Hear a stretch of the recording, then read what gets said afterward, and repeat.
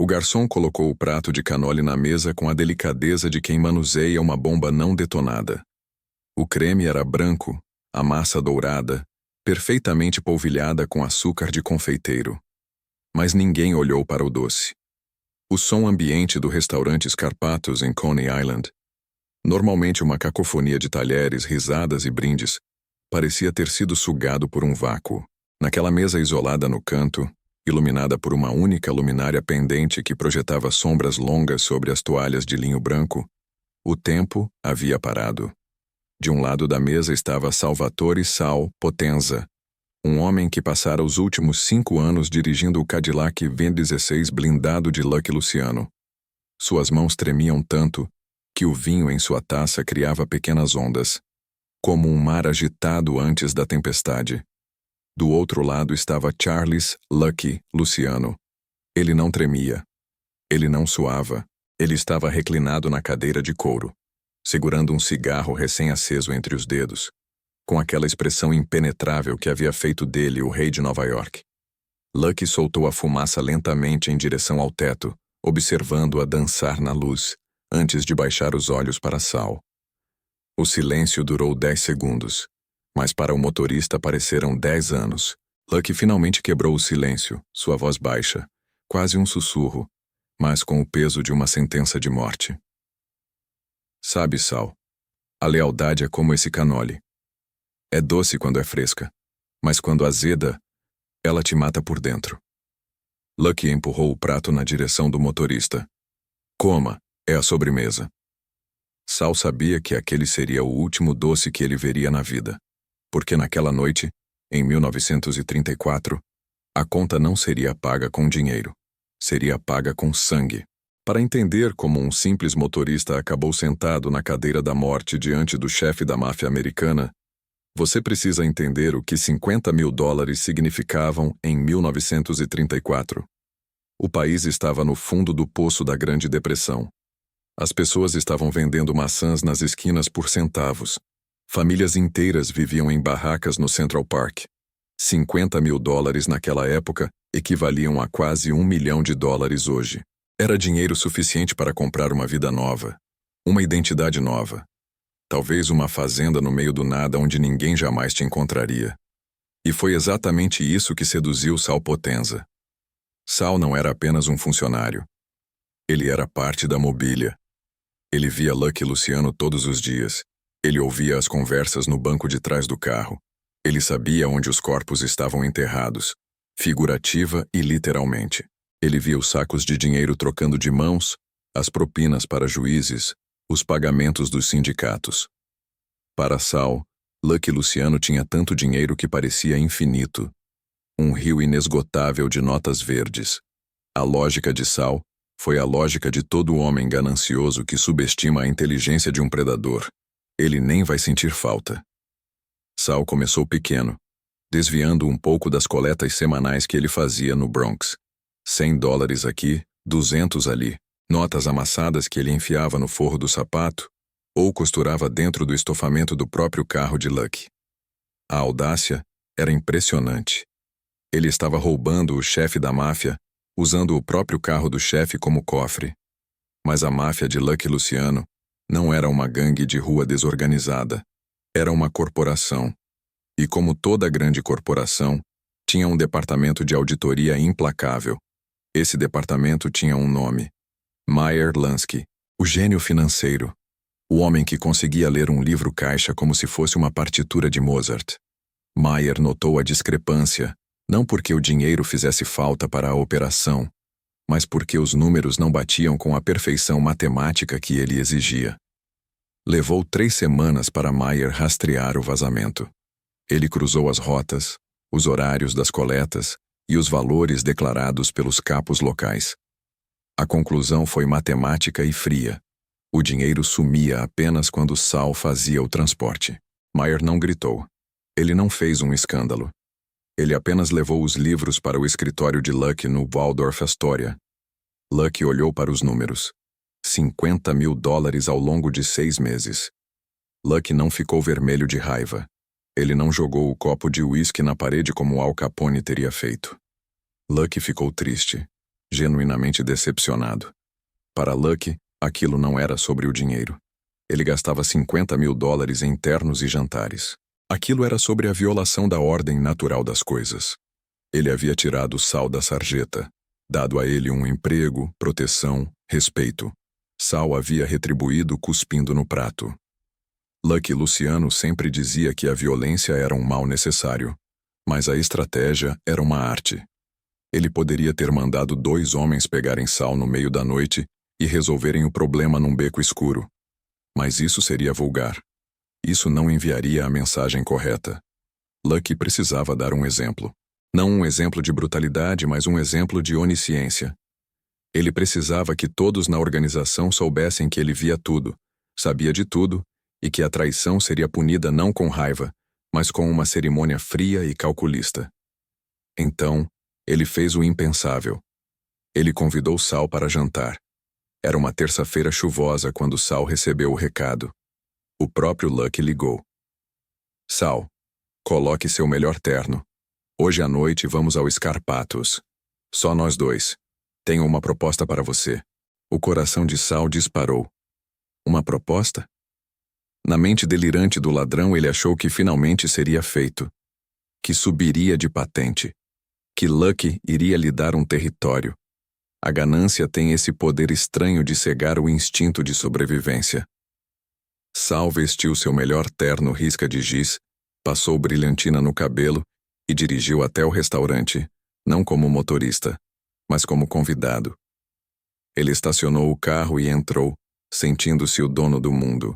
Lucky já estava lá, sentado na melhor mesa, bebendo um Chianti caro. Ele sorriu quando viu Sal.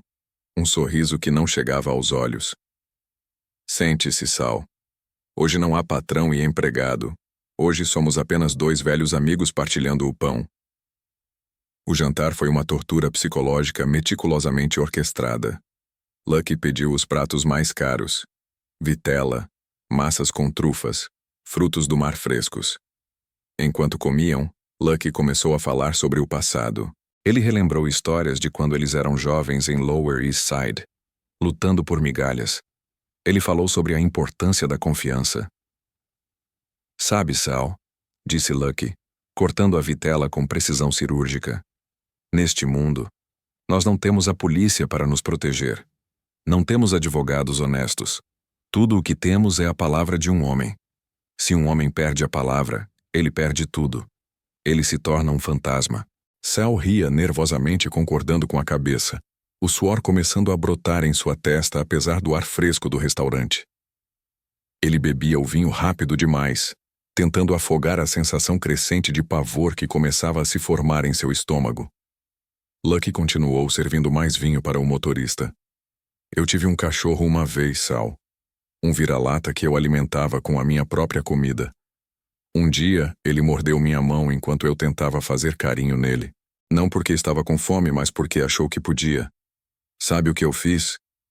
Sal engoliu em seco, a voz falhando. O que, chefe? Lucky parou, o garfo suspenso no ar. Eu chorei. Porque eu amava aquele cachorro, mas eu tive que abatê-lo. Não porque eu queria, mas porque um cachorro que morde a mão que o alimenta não tem lugar no mundo dos homens. Foi nesse momento que Sal percebeu. A ficha caiu com o peso de uma bigorna. Lucky sabia. O ar na sala mudou. O restaurante parecia ter ficado quilômetros de distância. Sal olhou ao redor procurando uma saída, mas viu 2 homens de Lucky, Vito Genovese e Albert Anastasia, parados discretamente perto da porta da cozinha, bloqueando qualquer rota de fuga. Eles não estavam olhando para Sal. Estavam apenas conversando, mas a presença deles era uma muralha de tijolos. Sal olhou para Lucky e a máscara de velho amigo havia caído.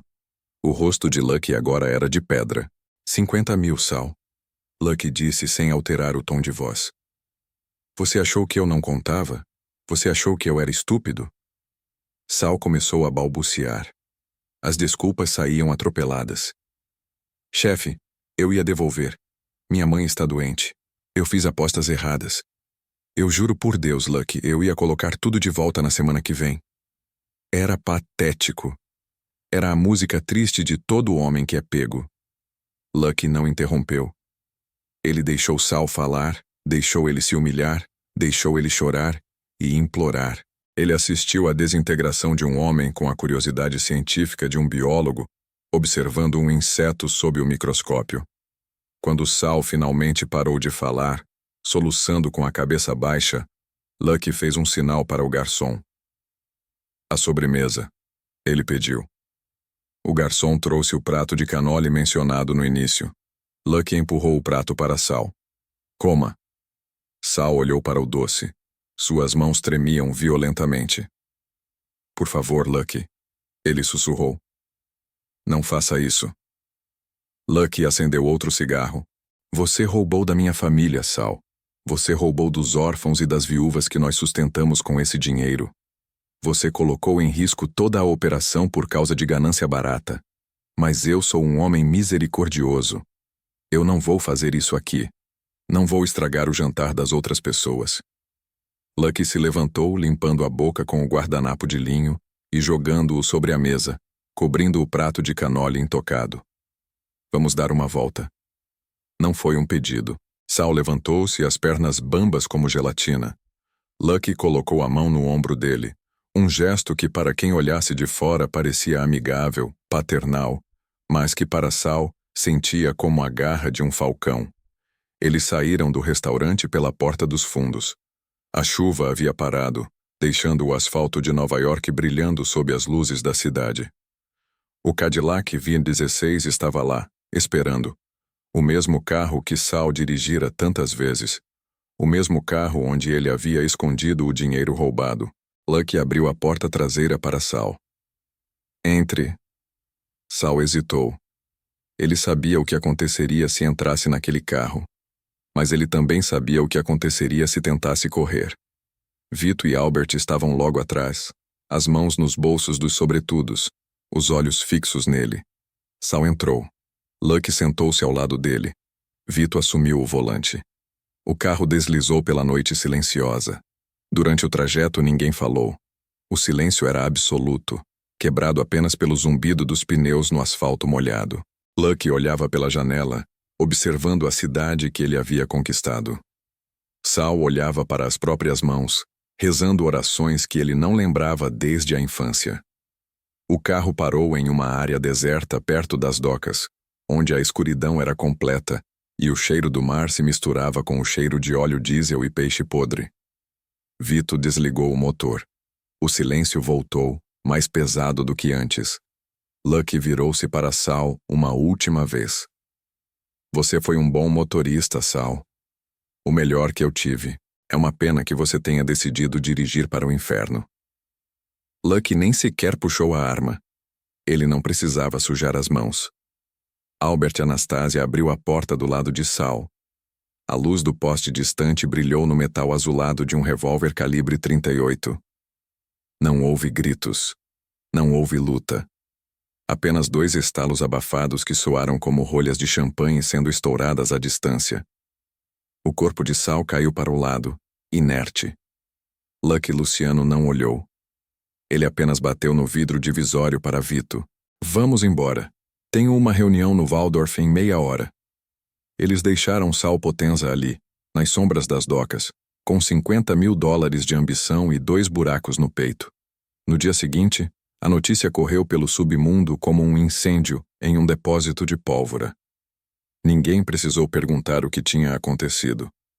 O desaparecimento de Sal não foi um mistério, foi um memorando corporativo. A mensagem era clara, escrita em sangue e silêncio. Você pode roubar bancos, você pode roubar o governo, você pode roubar de Deus. Mas você nunca, jamais, rouba de Lucky Luciano. Lucky nunca mencionou o nome de Sal novamente. Ele contratou um novo motorista na semana seguinte. Um rapaz jovem, calado, que nunca olhava para o retrovisor quando Lucky conversava sobre negócios. O dinheiro roubado nunca foi totalmente recuperado, mas Lucky considerou isso um investimento. $50.000 foi o preço que ele pagou para comprar a lealdade absoluta de cada homem em sua organização pelos próximos 20 anos. Porque todos sabiam que Lucky Luciano poderia te convidar para o melhor jantar da sua vida, te tratar como um rei, te servir o melhor vinho, e ainda assim garantir que a sua sobremesa fosse servida fria, metálica e definitiva. A lenda de Lucky não foi construída apenas sobre crimes, mas sobre a certeza aterrorizante de que, para ele, a traição era o único pecado sem perdão. E naquela noite, enquanto a cidade dormia, Lucky Luciano provou que, no jogo do poder, quem controla o medo controla o futuro. Se essa história te fez pensar 2 vezes sobre em quem confiar, clique no botão de inscrição. Estamos trazendo à tona os arquivos que a história tentou apagar. Dê um like se você acha que Saul teve o que mereceu e me diga nos comentários: qual seria o seu último pedido no jantar de Lucky? Nos vemos no próximo capítulo da História do Crime.